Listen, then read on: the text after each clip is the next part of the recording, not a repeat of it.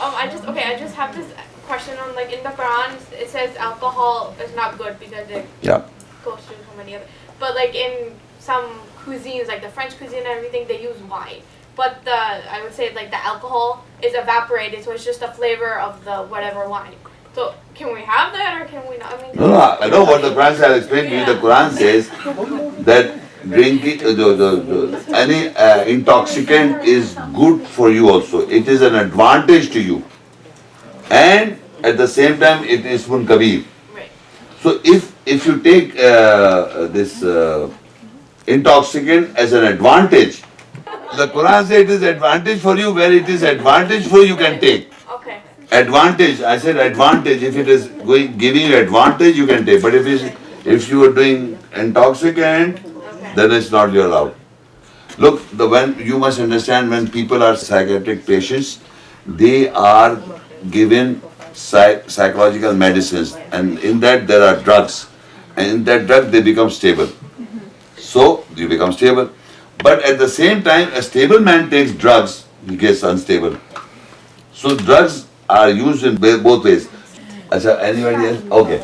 Just because you said that you can drink if it doesn't get you drunk, but doesn't drinking like damage your liver? So wouldn't it be haram either way? Look, I again repeat. The Quran says if you take this intoxicant for advantage, then you can take. In Arabic it says munafil linnas. It is advantage for you. So it is, if it is damaging, I will not take. It is for when it's being good to me. Like I said, psychologist, psychiatric, if you're having problem, you go to a doctor or psychiatrist, he gives you a drug. And it's an advantage to me, I become balanced. So what I'm saying is, if any drug or anything that gives you good in your health, advantage to, then you can have it. What I'm saying is, any intoxicant means any drug, is wine or beer or anything you can think of, which is an intoxicant. It intoxicates your mind. Remember that we are talking. Cigarette doesn't intoxicate. I'm just giving you an example. You must understand what is intoxicant which defog your mind. That is intoxicant.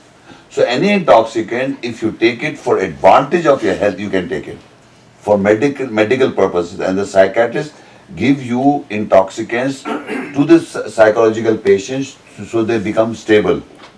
They are unstable, so they give intoxicant to make them stable. So if you are a stable person, if you take intoxicant, you will become unstable, intoxicant. But now, there are certain things like brandy, they give in cold. So for medical purposes and for your health purposes, it can be taken. What about cigarettes? Cigarette is tayyibat. So you cannot say it is tayyib. It's not good for health. It's not intoxicant. So it's No, it's not intoxicant. Remember this. First of all, intoxicant is your mind remains even cigarette, and then your mind doesn't befog you. So cigarette is not intoxicant, but it is not good for health. You follow what I'm saying?